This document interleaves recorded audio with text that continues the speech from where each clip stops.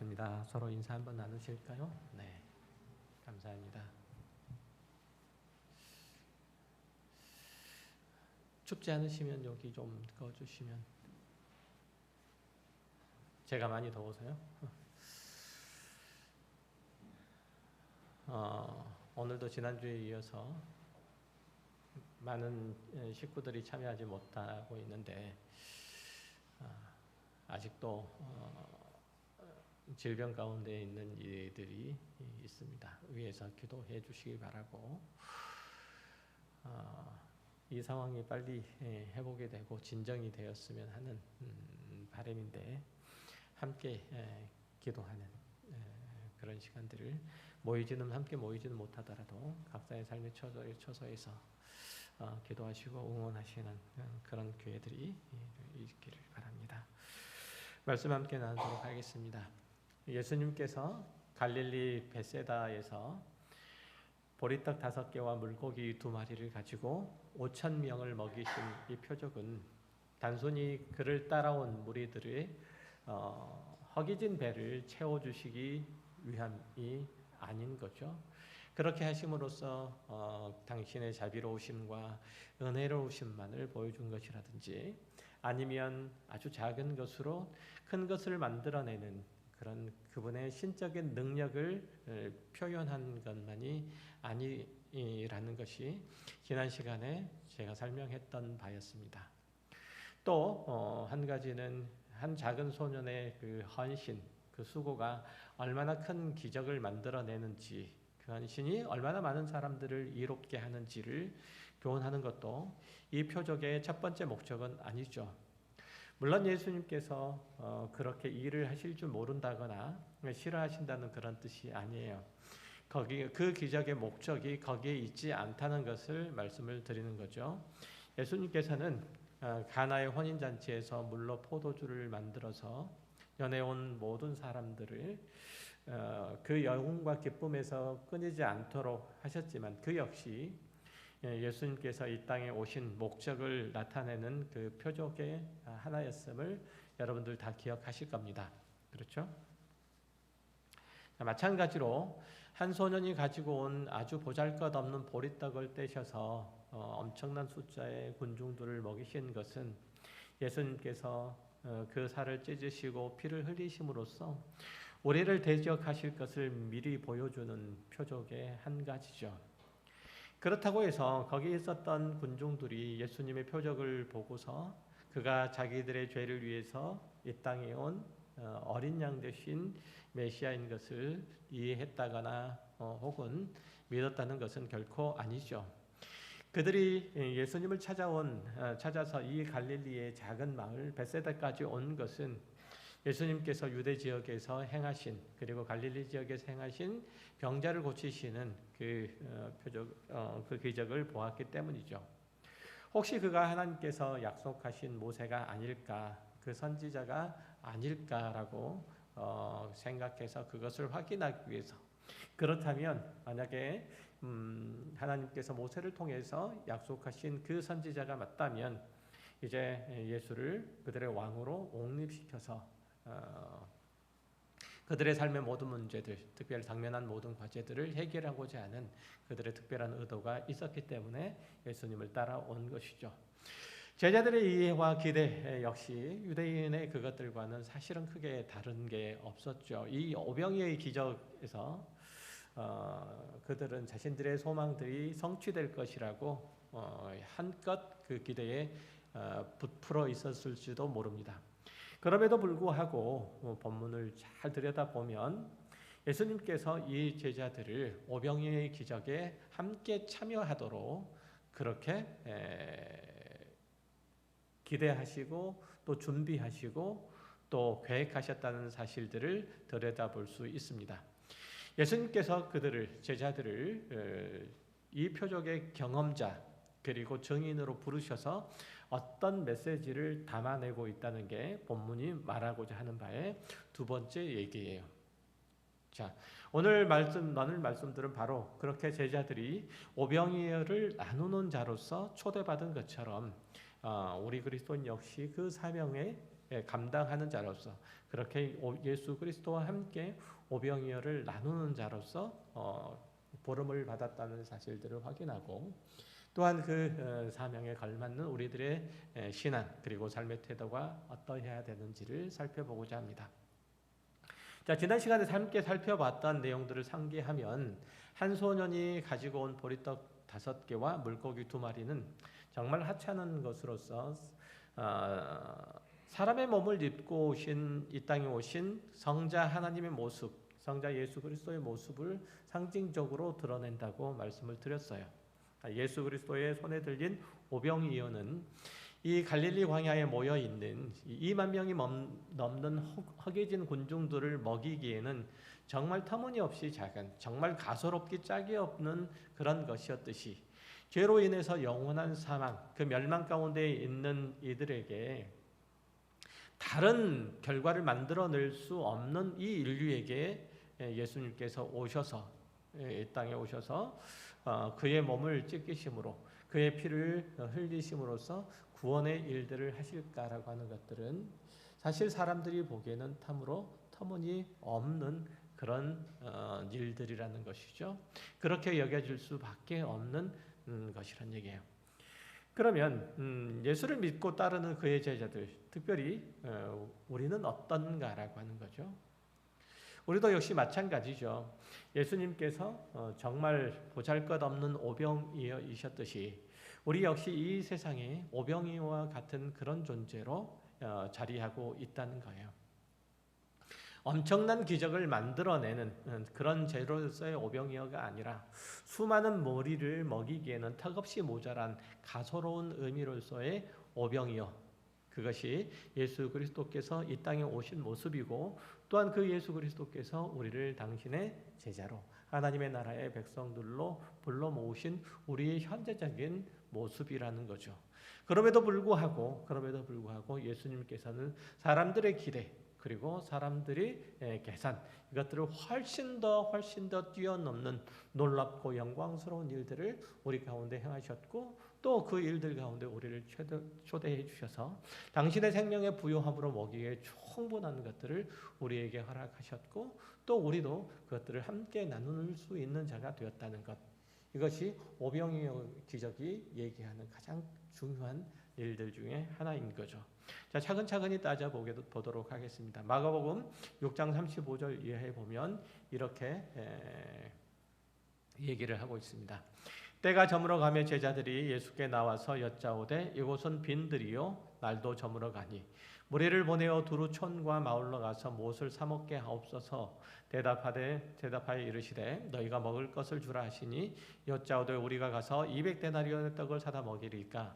이르시되 너희에게 떡 몇 개나 있는지 가서 보라 하시니 알아보고 이르되 떡 5개와 물고기 2마리가 있더이다 하거늘. 요한복음과는 달리 공간복음, 즉 다시 말하면 마태나 마가나 누가복음에서는 제자들이 먼저 예수님께 와서 말을 건네죠. 주님, 날이 저물어 저녁이 되어 가는데 사람들을 다 마을로 보내서 각자 식사를 해결하고 오도록 합시다 라고 말하죠. 그러자 예수님께서는 그러지 말고 너희들이 먹을 것을 주라 라고 말씀하세요. 또 요한복음에서는 보리떡 5개와 물고기 2마리를 한 소년이 가지고 온 것으로 그렇게 그 출처를 기록하고 있지만 공간복음에서는 그것들의 출처를 밝히지 않고 있어요. 그저 제자들이 떡 5개와 물고기 2마리가 있을 뿐입니다라고 대답한 게 전부예요. 자, 이렇듯이 요한복음과 공간복음의 기사는 거의 같지만 약간의 차이는 보이고 있다는 점이에요. 요한복음 6장 5절 이하를 다시 한번 살펴보면 이렇게 되어 있어요. 예수께서 눈을 들어 큰 무리가 자기에게로 오는 것을 보시고 빌립에게 이르시되 우리가 어디서 떡을 사서 이 사람들을 먹이겠느냐 하시니 이렇게 말씀하심은 친히 어떻게 하실지를 아시고 빌립을 시험하고자 하심이라. 요한복음에서는 다른 공간복음서와는 달리 예수님께서 빌립에게 물어보신다는 거죠. 우리가 어디서 떡을 사서 이 무리를 먹이겠느냐. 물론 예수님께서 아무런 그것들에 대한 계획이 없으셔서 물으신 것이 아니라 이 사건들을 통해서 제자들에게 가르치시고자 하는 것이 있었기 때문에 그렇게 물으신 거죠. 빌립은 각 사람에게 조금씩만 나누어 준다고 해도 200데나리온의 어치의 떡이라도 부족할 것입니다 라고 그렇게 대답하죠. 또 그 엄청난 떡들을 어디서 조달할 것이며 그것을 구하려면 200데나리온이란 큰 돈이 필요한데 또 그것은 어디서 얻을 수 없겠습니까? 라고 그렇게 되묻죠. 우리가 가지고 있는 것들은 아이가 고작 어린아이가 가져온 이 떡 5조각, 물고기 2마리일 뿐인데 이것들을 가지고 우리가 무엇을 할 수 있겠습니까? 라고 이제 제자들은 예수님께 묻습니다. 물론 예수님께서는 빌립과 다른 제자들이 이런 대답을 할지 또 당신이 어떤 방법으로 이 문제를 해결하실지에 대한 계획이 전혀 없이 이 질문을 하신 것은 아니죠. 그가 오병이어로 5,000명을 먹이실 일들을 다 계획하시고 또 빌립과 제자들이 어떤 반응을 보이실지 미리 다 아시고 질문하신 거란 얘기예요. 그러면 여기서 제가 여러분에게 묻겠습니다. 예수님께서 오병이어를 가지고 5,000명을 먹이신 것과 아무것도 안 가지고 5,000명을 먹이신 것 중에서 어느 쪽이 더 놀라운 그리고 있을 것 같지 않는 기적이 되겠습니까? 자, 1번 물고기 2마리와 보리떡 5개로 5,000명을 먹이신 사건이 더 기적답다. 2번 아무것도 가지지 않는 채로 5,000명을 먹이신 것이 더 기적 같다. 어느 쪽입니까? 1번입니까? 2번입니까? 2번이잖아요. 뭘 가지고 한가 보다는 뭘 아무것도 안 가지고 기적을 5,000명을 먹이신 것이 훨씬 더 기적답잖아요. 아닌가요? 상식이 그렇게 말하잖아요. 그런데 예수님께서는 왜 그렇게 당연히 아무것도 없는 데서 5,000명을 먹을 만한 음식을 마련하는 것이 더 놀랍고 어떤 의미에서는 복스러운 그 기적 같은데 그리고 예수님께서는 아무것도 없는 상태에서 5,000명을 먹이실 만큼 음식들을 만드실 수 있는 분이신데 왜 그러면 물고기 2마리와 보리떡 5개를 가지고 이 일들을 하셨느냐라는 질문을 해보고자 하는 거예요. 그러니까 예수님께서는 한 소년이 가지고 온 도시락으로 오병이어를 재료를 삼아서 이 기적을 쪽인가요?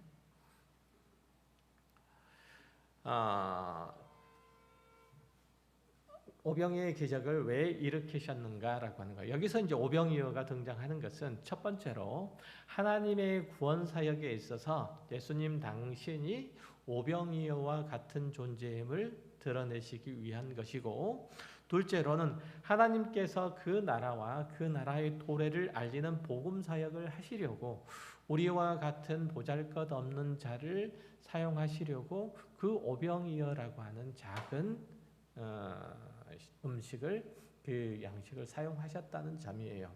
저는 이미 아까 서론에서 약간 말씀을 드렸어요. 자, 모든 하나님의 일하심에 대해서 우리가 가장 주목해야 될 것들은 그 일이 일어난 사건 자체가 아니라 그 일에 초대된 우리예요. 아무리 놀랍고 대단한 사건이라고 할지라도 하나님께서 일하심의 목적은 그 사건 자체에 있는 것이 아니라 그 사건에 얽매인 사람들이에요. 얽혀있는 사람들이라는 거예요. 예수님께서 그 사건에 얽힌 한 사람 한 사람을 위해서 이 오병이어의 기적을 일으키신다는 점이에요. 그래서 한 소년이 가지고 온 물고기 2마리와 보리떡 5개를 사용하신 거예요. 그러니까 오병이어의 기적을 다룬 6장 35절이 바로 이렇게 시작된 것에서도 알 수 있죠. 예수께서 나오사 큰 무리를 보시고 그 목자 없는 양 같음으로 인하여 불쌍히 여기사 이에 여러 가지로 가르치시더라라고 하는 것. 예수님께서 당신을 찾아온 무리들이 마치 목자 없는 양과 같이 이리저리 방황하는 것을 보신 거예요. 그들이 하나님의 구원과 생명에 관하여 전혀 무관심하고 무능한 것들을 보시고 불쌍히 여기셔서 당신이 누구시고 이 땅에 무엇을 하시러 오신 것인지 가르치시기 위한 것을 지금 요한복음 6장 35절에서도 미리 말씀하고 난 다음에 이 오병이어의 기적을 일으킨다는 점이에요. 그러니까 오병이어의 기적을 일으키신 목적은, 주 목적은 그것들을 가지고 얼마나 많은 허기진 군중들의 배를 채우실 수 있는 능력을 예수님께서 가지고 계시는가라고 하는 것에 예수님의 신적인 능력을 드러내고자 하시는 것이 첫 번째 목적은 아니라는 얘기예요.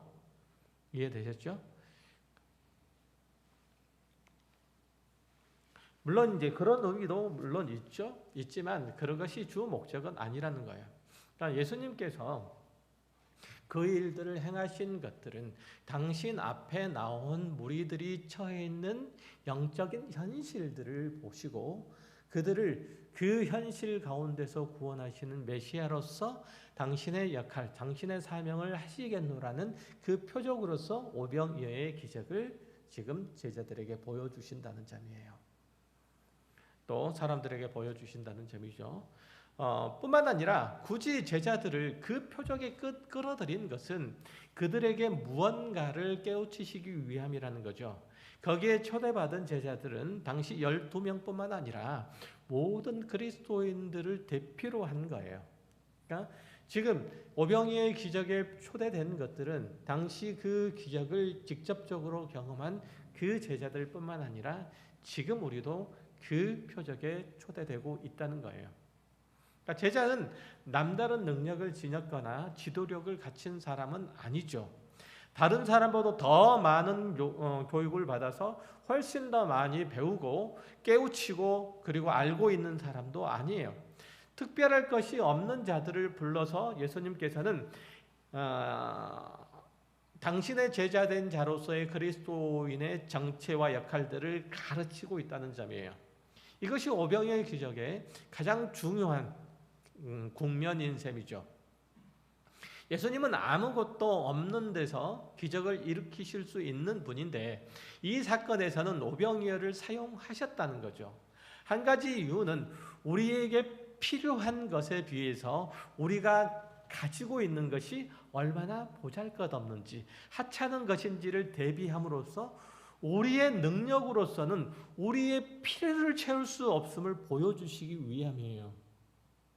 잘 듣고 계세요? 다른 하나는 예수님께서 이 보잘것없는 오병이어라 할지라도 그것을 사용하신 것처럼 하나님께서는 그 나라와 그 나라의 확장을 위해서 우리 같은 변변치 않은 이들을 사용하심을 가르치시기 위해서 이 사건을 우리들에게 보여주고 계시다는 사실이죠. 그러니까 이거는 요한복음이 늘 강조하는 부분이기도 해요. 요한복음 6장 8절 이하를 볼게요. 제자 중 하나 곧 시몬 베드로의 형제 안드레가 예수께 여짜오되 여기 한 아이가 있어 보리떡 5개와 물고기 2마리를 가지고 있나이다. 그러나 그것이 이 많은 사람에게 얼마나 되겠사옵나이까. 요한복음의 기자는 안드레의 발언을 빌려서 제자들의 분위기를 전하고 있는 거죠. 이 하찮은 음식이 이 상황에 얼마나 도움이 되겠느냐는 거예요. 엄청난 양의 음식이 필요한데 가진 것은 달랑 떡 5개와 물고기 2마리밖에 없습니다라는 거예요. 그러나 예수님께서는 그것을 사용하시기를 주저하지 않으신다는 점이죠. 아무것도 가지지 않으시고 천지와 만물을 지으실 수 있는 분이 아주 적은 양의 음식을 받아 드시고 모인 모든 무리에게 나눠주시려고 하늘을 우러러 기도하시고 그것을 떼어서 사람들이 원하는 만큼 주시는 거죠. 그 양이 얼마나 되는지는 알 수는 없지만 모인 모든 무리가 흡족히 먹고도 12바구니, 즉 아직도 풍성하게 남았다는 그 의미로서 12바구니가 남은 거예요. 이 기적을 통해서 가장 큰 유익을 얻은 사람이 누구일까요? 오병이어의 기적을 맛보는, 떡과 물고기를 맛본 그 사람들일까요? 아니면 함께 맛보며 그 기적에 함께 참여한 제자들일까요? 아니면 그 기적을 일으키신 예수 그리스도이실까요? 당연히 제자들이죠. 그러니까 예수 그리스도께서 오병이어를 가지시고 떼어서 나누시는 장면을 바로 곁에서 지켜보고 그렇게 만들어진 음식을 모인 모든 무리들에게 전해주는 역할들을 했으니, 뿐만 아니라 그것들로 풍성히 자기 배를 채웠으니 얼마나 이 기적을 생생하게 경험을 했을까요? 그 많은 음식이 어떻게 생겨서 자신들이 먹게 되었는지 영문도 모르는 군중과는 달리 이 문제를 지금 정확하게 목도하며 그 전에 의논하며 걱정한 제자들, 이들은 군중들과는 전혀 다른 이 기적에 대한 소회를 가질 수 있었을 거예요. 제자들은 이 기적을 통해서 배만 부른 것이 아니라 사람들과 음식 나누는 기쁨을 누렸을 것이고, 하나님의 창조의 기적도 지척에서, 창조하신 거죠. 창조의 기적도 지척에서 경험하는 유익을 누렸을 거예요. 이 사건을 꼼꼼하게 이렇게 짚어보는 이유는, 하나님께서 일을 하실 때 부르시는 모든 사람은 예수 그리스도의 제자처럼 쓰임을 받는다는 것을 말하고 싶기 때문이에요. 그들이 특별한 일에 부름을 받은 것은 그가 남다른 능력이 있기 때문이 아니고, 그의 열정이 가득해서가 아니고, 하나님께서 그에게 하나님의 복되고 영광스러운 일들에 참여케 하시게, 하나님의 놀라운 기적에 참여케 하시기 위해서 그에게 그 일을 맡겨주신다는 점이에요. 목사와 장로와 권사와 집사로 세워진 이들이 다른 사람들보다 더 훌륭해서 그 직분을 맡은 것이 아니에요. 성도는 다 같은 사람이죠. 굳이 다른 점을 찾자면 그들이 먼저 부름을 받았다는 사실, 믿은 순서가 다르다는 사실밖에 없는 거죠. 먼저 믿었기 때문에 먼저 나눌 수 있는 자가 된 거예요. 먼저 예수 그리스도를 알았기 때문에 그분이 나누어 주는 양식으로 충분히 배부르고 먹고, 또 그것들을 5,000명이 넘는 사람들에게 나누어 주는 그 영광을 누리게 된 거란 얘기죠. 그리고 이들이 나누어 준 음식을 먹은 사람들도 그 뒤를 이어서 제자가 될 수 있는 거죠. 본문에서 제자들은 자기가 가지고 있는 것들을 꺼내놓고 그것을 예수님께 드리지 않았다는 거예요. 가지고 있는 것을 동원해서도 일하지 않았다는 거예요. 그들도 예수님께로부터 음식을 받았고 또 배불리 먹고 너무 많아서 다른 사람에게 나누어 주어서 넘겨줘서 거기에 있는 사람들이 모두 먹을 수 있게 된 거예요. 그러니 먼저 먹은 사람이 나중에 받은 사람보다 더 뛰어나다고 말할 수는 없는 거죠. 성경에는 위대한 인물들이, 우리가 흔히 위대하다고 얘기하는 인물들이 여러 등장을 하죠. 그러나 그 능력이 사람에게서 나온 것이 아니라 하나님께서 그와 함께 하시는 증거로서 그들을 사용하시는, 그들과 함께 일하시는 그 흔적들이 그 위대한 사람들의 삶의 족적이죠. 하나님께서 우리들에게 주신 것도 마찬가지예요. 하나님께서 우리를 귀히 여기셔서 그 믿음을 키우시기 위한 도구로 사용하시고, 그것으로 우리를 배부르게 하시며 또한 다음 사람에게 나누시기 위해서 우리를 그 은혜의 자리, 그 영광스러운 직분들을 맡겨주신 거란 얘기예요. 오병이어의 기적은 우리에게 있는 하나님의 은혜와 은사를 어떻게 바라보고 또 어떻게 사용해야 될지를 아주 잘 가르쳐주죠. 그런 의미에서 제자들에게 허락된 지위와 권세가 어떠한 것인지를 잘 보여주는 장면이 누가복음 22장에 나타나 있죠. 제자들에게 어떤 지위, 어떤 능력, 어떤 권세를 허락해 주셨는지. 우리는 복의 현실성에 매몰된 나머지 하나님께서 우리들에게 주시는, 제자들에게 주시는 이 복의 진정한 의미와 가치와 쓰임새를 잘 모르죠. 그러나 여기서 다시 한번 확인해야 될 것들은 하나님께서 우리에게 복된 것으로 맡겨주셨는데 그 복된 것이 무엇인지를 다시 한번 보자는 거예요. 누가복음 22장 28절 이하에 너희는 나의 모든 시험 중에 항상 나와 함께한 자들인즉 내 아버지께서 나라를 내게 맡기신 것 같이 나도 너희에게 맡겨 너희로 내 나라에 있어 내 상에서 먹고 마시며 또는 보좌에 앉아 이스라엘 12지파를 다스리게 하려 하노라. 엄청나게 복된 말씀들을 제자들에게 주시고 있죠. 아버지께서 아들에게 그 나라를 맡기신 것 같이 아들도 그 제자들에게 그와 함께하는 자들에게 그 나라를 맡기시죠. 그 나라를 위한 일을 할 책임뿐만 아니라 그로 인해서 누릴 영광까지 나누어 주세요. 그러니까 하나님의 나라의 잔치가 배설될 때 거기서 먹고 마실 뿐만 아니라 그 나라를 다스릴 권세도 함께 제자들에게 주신다는 거예요. 함께 누구에게? 우리에게 주셨다는 얘기죠. 그런데 연이어서 말씀하시는 예수님의 발언을 보면 상당히 당혹스러운 내용이 전개돼요. 누가복음 22장 31절 이하에 보면 이렇게 나와 있어요. 시몬아 시몬아 보라 사탄이 너희를 밀가부로 듯이 하려고 요구하였으나 그러나 내가 너희를 위하여 내 믿음이 떨어지지 않기를 기도하였노니 너는 돌이킨 후에 내 형제를 굳게 하라. 예수님이 앞에서 선언하신 이 복된 말씀과는 어울리지 않는 일들이 벌어질 거라고 예수님께서 이 베드로에게 말씀하신 거예요.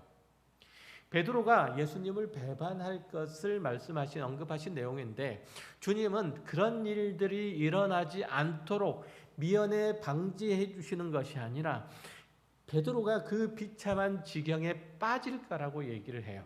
그리고 거기서 돌이킬 거라고 말씀하시죠. 그리고 이제 의미심장한 말씀을 한마디 더 붙인 거죠. 너는 돌이킨 후에 내 형제를 굳게 하라 라는 말씀이에요. 시몬이 베드로, 즉 예수님의 진정한 제자가 되기 위해서 겪어야 했던 가장 중요한 과정, 그게 뭘까요? 그건 우리 모두가 겪는 것과 똑같아요. 인간이란 존재가 얼마나 한심하며 얼마나 무기력한지, 진리와 생명에 대해서, 하나님의 일들에 대해서 얼마나 무기력하고 무능한지, 한심한 존재인지 깨닫는 거예요. 그가 사도로서 죽기까지 예수 그리스도와 그의 복음을 증거하는 자가 된 것은 그 능력이 자신에게 나오지 않음을 보았기 때문에 그래요. 오늘 본문의 화법으로 말하면 자기에게는 보잘것없는 오병이어조차도 없음을 보았기 때문이죠. 우리가 성경의 유인으로 칭송하고 또 본받기를 마다하지 않는 모든 이들이 신실한 하나님의 종으로서 거듭나는 계기도 다 자신에 대한 절망감들을 경험하고 난 후였어요. 모세는 40년 동안 왕궁 생활들을 했지만 거기서 배운 것들이 하나님의 일들이 아무런 도움이 되지 않았죠. 그는 나라를 구하기는커녕 애굽에 관원 한 사람을 죽인 것이 그의 40년 애굽 왕궁 생활의 결론이었어요. 아브라함이 하나님의 특별한 부르심과 인도하심을 받고 하나님의 사람으로 양육되고 교육되는 그 과정들 속에서 아브라함이 겪었던 실수와 잘못들을 보면, 그가 얼마나 연약한지를 보면 인간의 한심함들이 거기에 다 담겨져 있죠.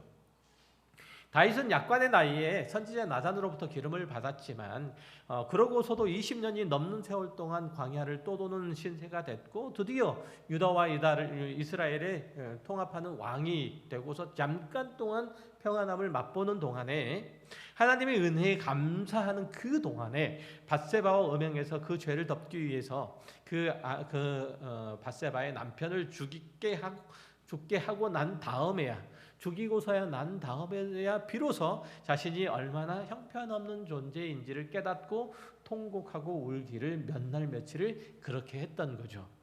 그리고 나서야 다른 사람을, 인간을 보듬고 울 줄 아는 인간의 존재에 대해서 이해하고 그들을 보듬고 용서하고 기다려주고 인내하는 그 마음이 그 다윗이라는 사람의 마음 가운데, 생애 가운데 싹트기 시작했다는 거예요. 사도 바울은 우리가 보기에 끝까지 겸손을 잃지 않는 사람처럼 보이죠. 바울은 자신을 죄인 중에 괴수, 만삭되지 못한 자라는 그런 표현을 한 것을 우리가 기억은 한다 할지라도 그것이 마치 자신을 겸양해서 표현한 것으로 우리는 이해해요. 그렇지 않아요. 그런 말들은 자신의 인간됨의 덕목을 잘 갖춘 자로서 자신을 드러내기 위해서 발언한 것들이 결코 아니라는 거예요. 사도 바울은 처음부터 하나님을 향한 열심들이 대단했던 인물이에요. 그가 하나님을 방해한다고 해서 그가 그 일들을 행하지 않았어요. 그러니까 하나님을 향해서 나는 율법에 대단한 열심이고 율법이 가르치고 혼육하는 바 그 모든 내용을 성실하게 지켜낸다. 거기에 위배되는 모든 사람도 바르게 세운다라는 그 분명한 그리고 의미심장한 그 목적들을 가지고 지금 그 일들을 해나가는 중이었어요. 그 결과가 뭐였습니까? 스데반을 죽이는 그 자리에 함께하는 것으로 나타났잖아요. 그가 하나님의 율법과 그것이 요구하는 일들의 열심인 것이 오히려 예수 그리스도를 핍박하는 일이고 그를 믿는 자들을 다 죽이러 다니는 일들이었잖아요. 얼마나 소름 돋는 일이에요. 그리스도인을 체포하러 다메섹으로 가는 길에 부활하신 예수를 만난 후에야 비로소 그는 평생 자기 안에는 자랑할 것이 없는 자임을 그때서야 비로소 깨닫게 된 거예요. 그 전에는 그가 생각하기에 자신은 의인 중에 의인이라고 생각했던 거예요. 자신만큼 하나님의 일들에 열심인 자가 없다고 생각하는 거예요. 자신만큼 하나님께 흡족함을 드릴 자가 없다고 생각했던 거예요. 성경은 사람에게서 자랑할 것이 없다고 누누이 강조하죠. 내가 가지고 있는 것이 뭐냐? 그리고 그것으로 할 수 있는 게 뭐냐? 너는 다른 사람보다 나을 것이 뭐냐? 아무것도 없다는 사실을 성경이 계속해서 주지하시죠. 그렇다면 우리는 자신을 쓸모없는 존재로 여기고 늘 포기하고 좌절하고 있어야만 하느냐? 이렇게 질문할 수 있겠죠. 그렇지는 않아요. 마태복음 28장에 나타난 예수님의 약속과 그 명령들은 우리 그리스도인들에게 큰 위로와 또한 소망을 가져다 주죠. 힘과 용기를 줘요. 18절 이하를 볼게요. 예수께서 나와 말씀하여 이르시되 하늘과 땅의 모든 권세를 내게 주셨으니 그러므로 너희는 가서 모든 민족을 제자로 삼아 아버지와 아들과 성령의 이름으로 세례를 베풀고 내가 너희에게 분부한 모든 것을 가르쳐 지키게 하라. 볼지어다 내가 세상 끝날까지 너희와 항상 함께 있으리라 하시니라. 하늘과 땅의 모든 권세를 가지신 부활하신 예수님께서 우리를 부르셔서 세상으로 보내시는 거죠. 옛날에 왕이 보낸 이 사신은 그가 아무리 하찮은 사람이라 할지라도 왕과 같은 대접을 받죠. 사신이니까. 그 명령을 받는 이가 아무리 높은 위치에 있다 할지라도 이 어명을 받을 때는 전해주는 사람 앞에서 무릎을 꿇고 두 손을 모으고 그가 건네는 교지를 머리를 쳐들어서 머리 위로 손을 들어서 받들었던 거죠. 이처럼 예수 그리스도께서 당신의 권위를 우리에게 얹어 주시면서 우리를 보내시는 거예요. 우리를 하나님의 나라 가운데 초대하시고 그 나라를 다스릴 자로 그 나라를 증거하러 보내신 거예요. 우리도 그런 권세를 가졌다는 얘기죠. 20절을 다시 보면 이렇게 얘기하죠. 볼지어다 내가 세상 끝날까지 너희와 항상 함께 있으리라 하시니라. 예수님께서는 우리의 삶 가운데 임마누엘 하신다는 거예요.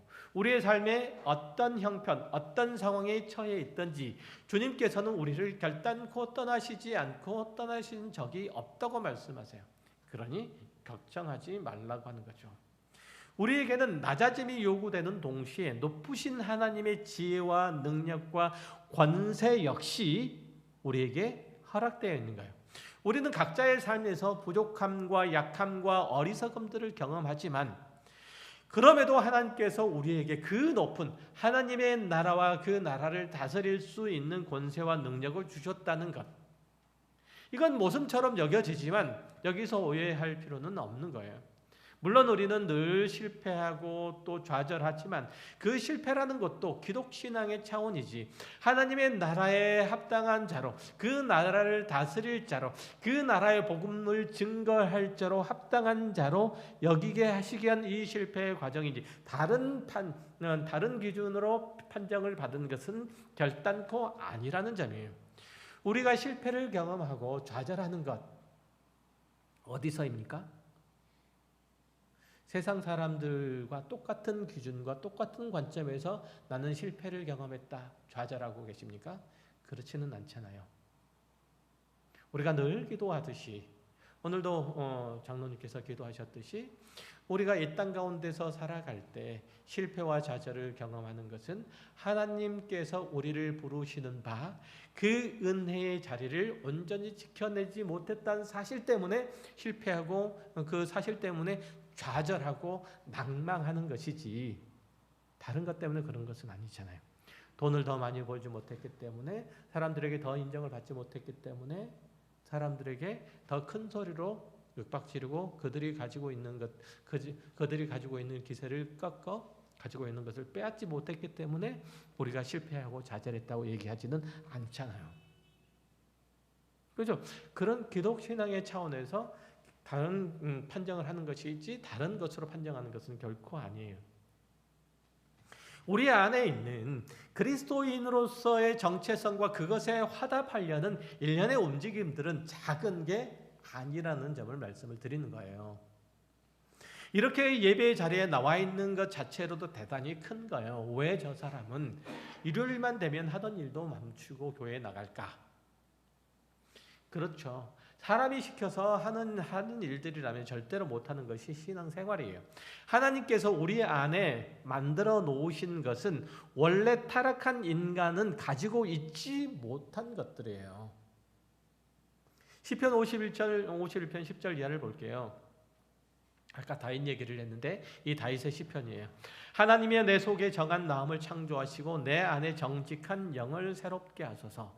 나를 주 앞에서 쫓아내지 마시며 주의 성령을 내게서 거두지 마소서. 주의 구원의 즐거움을 내게 회복시켜 주시고 자원하는 심령을 주사 나를 붙드소서. 그리하면 내가 범죄자들에게 주의 도를 가르치리니 죄인들이 주께 돌아오리다. 우리 안에 착한 마음은 우리가 끄집어내는 것이 아니라 우리 마음 저 깊은 곳에 꼭꼭 숨겨져 있는데 우리가 그것을 끄집어내는 것이 아니에요. 우리 안에 작은 씨앗이라도 있는데 그 씨앗을 움트게 해서 그것들이 열매를 맺히게 한 것도 아니라는 얘기예요. 아예 없던 건데 하나님께서 창조하셨다는 얘기예요. 우리 안에 하나님이여 내 안에 정한 마음을 뻥튀기 시켜주십시오라고 한 게 아니고 창조해 주십시오라고 하잖아요. 만들어 주십시오라고 하잖아요. 우리의 삶에서 하나님을 인정하는 그 태도는 하나님께서 만들어 주신 거예요. 하나님께서 부어 주신 거예요. 우리가 붙들고 있는 기독교 신앙은 사실은 하나님께서 우리를 붙드셨기 때문에, 그 품에 우리를 꼭 안으셨기 때문에 우리가 누리고 있는 거예요. 우리가 뭔가를 꺼내놓아야 하나님께서는 그 일들을 하실 수 있는 분이 아니라는 뜻이에요. 우리가 전도하지 않으면 안 믿는 자들이 죽고 돌아오는 일들은 결단코 없을 거고, 우리가 헌금하지 않으면 하나님께서 일하실 수 없을 것 같지만 절대로 그렇지 않다는 거예요. 우리가 낸 것이 있어야 최소한의 도움이라도 드려야 하나님께서 일할 수 있다고 여기지만 결단코 그렇지 않아요. 하나님이 우리가 드린 헌신이라든지 헌금을 받으셔야 그것을 재료로 뭔가를 하실 수 있는 그런 분이신가요? 예수님께서는 오병이어라도 가지셔야 5,000명을 먹이실 수 있는 분이신가요? 그런 분이 아니시잖아요. 하나님이 우리에게 헌금을 하게 하시는 가장 큰 이유는 우리는 돈의 힘으로, 능력으로, 권력으로 삼아 그것을 힘으로 삼아 사는 존재가 아님을 확인시키시려는 거예요. 하나님이 우리의 헌신을 받아서 사용하시는 이유는 그 서투른, 그 게으른, 그 퉁명스러운 헌신이라 할지라도 그것을 하게 하심으로써 하나님의 마음을 헤아리게 하시는 거예요. 하나님의 그 거룩하시고 영광스러운 일들에 동참케 하시는 거예요. 하나님의 창조와 구원 사역에 참여케 하시려고 하는 거죠. 우리가 하나님의 가족이 되었음을 확인케 하시려고 그 믿음을 더하게 하려는 것이에요. 그러니까 돈이나 기타 다른 것들은 하나님에 비교할 것이 아님을 알게 하시려고 그것들을 들여 하나님께 나오도록 하는 거죠. 하나님이 아브라함에게 독자 이삭을 바치라고 하는 명령을 하셨을 때도 마찬가지였잖아요. 그에게 가장 필요한 존재는 하나님이죠. 그러니까 하나님과 이삭 중 어느 쪽을 선택하라고 한다면 당연히 아브라함은 하나님을 선택할 일이에요. 그렇기 때문에 아브라함은 기꺼이 하나님의 명령에 순종할 수 있었고 그것이 하나님 앞에 나오는 모든 신앙인의 자세인 거죠. 아브라함이 이삭을 하나님 앞에 들음으로 이 이삭보다는 하나님, 저는 하나님이 먼저입니다 라고 그렇게 신앙의 고백을 했듯이 우리가 헌금을 드리고 헌신을 함으로써 하나님, 내가 가지고 있는 이 물질보다, 이 헌신보다 하나님이 우선입니다 라는 거죠. 이게 우리의 신앙의 고백으로서의 헌신이요, 헌금이에요. 또 예배드림이 거기에 있는 거죠. 내가 다른 모든 일들을 다, 바쁜 일들을 다 제껴놓고 이 자리에 온 것은 다른 어떤 것보다 이 일들이 시급하기 때문입니다. 이 일들이 중요하기 때문입니다. 이 일들과 다른 어떤 시급하고 중요한 일도 바꿀 수 없을 만큼 이 일들이 같이 있기 때문입니다 라는 고백으로서 이 자리에 여러분들이 앉아 계시는 거예요. 이 엄혹한 상황 가운데 이 자리에 앉아 있는 게 쉬운 일이 아니라는 거죠. 또한 온라인으로 함께 예배하는 일들이 쉬운 일들이 결코 아니라는 거예요.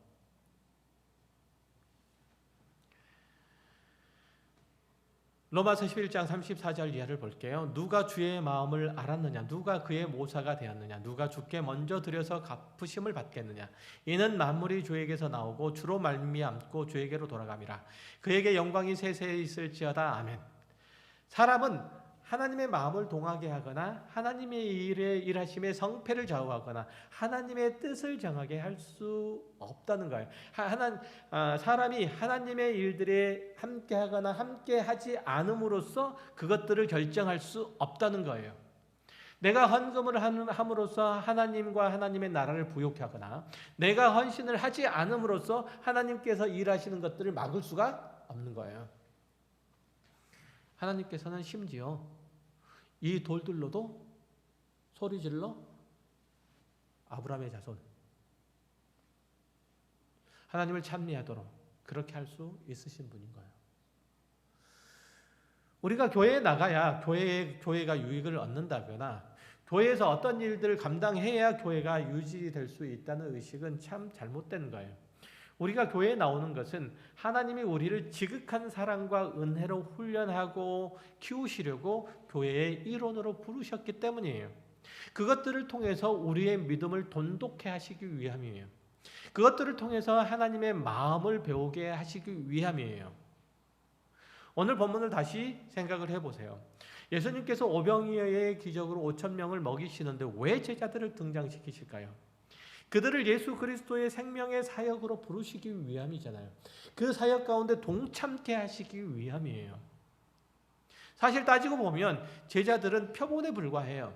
예수님이 제자들을 오병이어의 기적을 경험토록 부르셨듯이 우리를 또한 교회로 부르셔서 또 다른 오병이어의 기적을 보이시려고 경험케 하시려고 우리를 교회로 부르신 거란 얘기예요.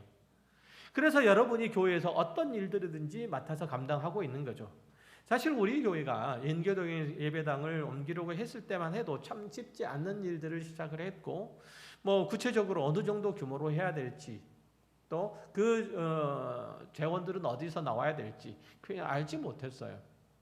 그러나 우리 교회 식구들이 편안하고 안락하게 예배하고 교제할 수 있는 공간이 마련됐고 그때 진 부채도 이제 다 갚았죠. 30여 명 남짓한 식구들이 한 일이라고는 믿겨지지 않아서 우리는 모두 다 하나님께서 이 일들을 하셨다라고 그렇게 고백하고 있잖아요. 저만 그래요? 여러분도 마찬가지시죠? 이것이 바로 오병이어잖아요. 하나님께서 우리를 그 기적 가운데로 초대하셔서 그것을 직접 보고 경험토록 하시는 거예요. 하나님의 일들은 된다라는 거죠. 그 그렇게 이루어진다는 거예요. 이렇듯이 교회에서 하는 일들에 참여하는 것만큼 사실은 하나님께서 일하심을 볼 수 있는 그런 더 큰 교회는, 더 복된 일들은 없는 거예요. 그것은 하나님께서 역사하시는, 하나님께서 교회와 성도 가운데 일하시는 세세한 그 통로를 볼 수 있기 때문에 그렇죠. 물론 아무것도 안 한다고, 교회 안에서 아무것도 안 한다고 누가 뭐라고 하지는 않아요.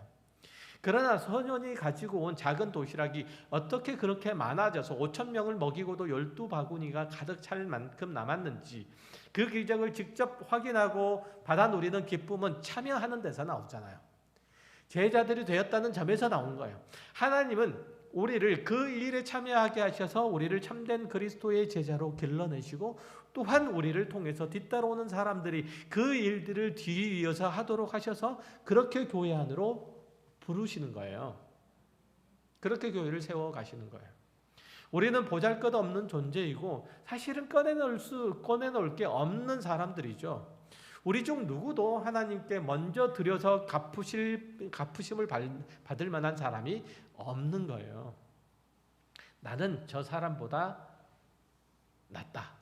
나는 저 사람보다 더 요긴하다. 이렇게 얘기할 수 있는 사람이 없다는 거예요. 하나님께 필요한 자가 있다면 하나님이 복 주셔서 그를 당신의 자녀로 부르시고 새롭게 하시고 영광스럽게 하시는 그 과정에 있는 자들이에요.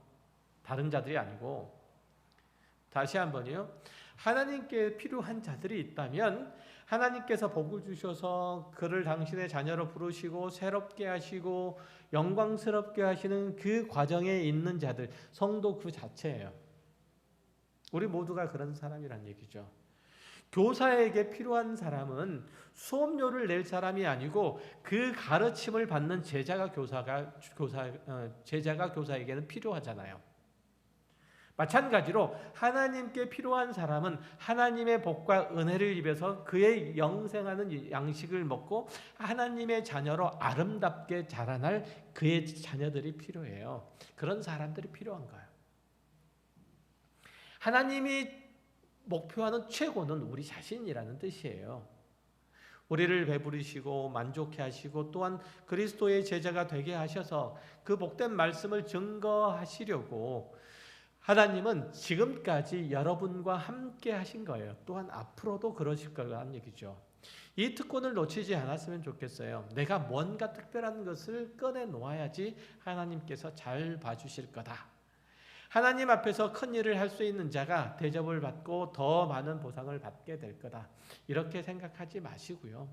작은 것이라도 부르심을 입었다는 사실을 중요하게 생각하세요. 이걸 귀하게 생각하세요. 이 자리에 나와서 예배 자리에 나와서 의자를 대피고 있다는 사실 하나만으로도 굉장히 귀하고 복된 일들이에요. 우리는 다 부족하고 우리는 다 연약해요. 그러나 할 수 있는 만큼의 일들에 참여할 때 그 일에서 역사하시는 하나님의 기적을 볼 수 있죠. 저도 역시 마찬가지로 교회 맨 뒤쪽에 앉아가지고 의자를 대피고 있었던 시절이 있었어요. 그렇죠?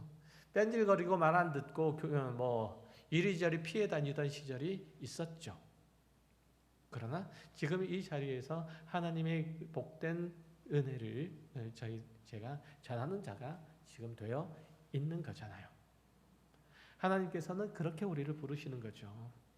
그 안에서 예수 그리스도, 교회 안에서 예수 그리스도의 십자가를 지심의 태도를 배우게 하시기 위해서 그 작은 자리라도 지금 지키게 하시는 거예요.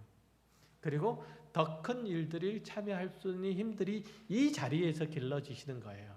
내가 무엇을 하나님께 드릴 수 있겠느냐, 하나님께 유익해 될 수 있겠느냐, 이렇게 생각하지 마세요. 하나님은 우리를 일꾼으로 부르신 것 아니에요. 자녀로 부르셨지? 자녀로. 그게 먼저예요. 자녀로 부르셨어요. 사랑하는 자녀로. 일하고 쓸모없어지면, 늙고 병들고 할 게 없어지면 버리는 자로 우리를 부르신 것 결코 아니에요. 그러면은 교회 안에서는 어떤 기준을 갖춘 사람만 이 교회 안에 앉아 있어야 되는 거예요. 만 20세 이상, 60세 미만, 그죠? 사회에서 활동할 수 있는 사람만 교회에 앉아 있어야 되는 거예요. 그렇지 않잖아요. 다른 사람의 일하는 것들, 이런 것들 구경하고 박수하고 그리고 뭐 이런 것들도 좋아요. 그렇지만 할 수 있다면 그 일들의 작은 일들이라도 참여하시고 또 감격하고 누리세요. 예수님께서 오병이어의 기적을 베푸신 깊으신 뜻이 바로 여기에 있는 거예요. 빌립에게 또 안드레에게 질문한 것도 이 때문인 거죠. 여기 물고기 2마리와 보리떡 5개가 있는데 그러나 그것이 이 많은 사람에게 얼마나 되겠습니까? 이런 답변을 하시지 마시란 얘기예요. 존재하는 그 자체가 하나님께 있어서는 영광이라는 사실, 이것에 조금 더 힘이 붙여가고 우리의 믿음을 더해갈 수 있다는 게 하나님이 우리의 복된 자리를 부르심의 목적이라는 사실. 그래서 그 부르심의 자리 가운데서 우리가 할 수 있는 일들을 함으로써 하나님의 마음에 동참하고 그리스도의 놀라운 역사 가운데 참여하는 것들이 오병이어를 지금 맛보는 자로서 우리의 삶의 신앙의 태도라는 사실들을 기억하시고 지금 있는 그대로 하나님의 부르심에 응답할 때 그 가운데서 일하시는 하나님의 역사를 경험하게 된다는 사실들을 아시고 이렇게 부족한데도 우리를 사랑하시고 가르치시고 믿음을 더하게 하시려고 더 큰 능력으로 간섭하신 하나님의 기적을 그렇게 경험하시는, 그래서 이 교회가 하나님께서 세우시는 놀라운 기적의 현장이 되는 것들을 경험하는 저와 여러분이 되시기를 주의 이름으로 축원합니다.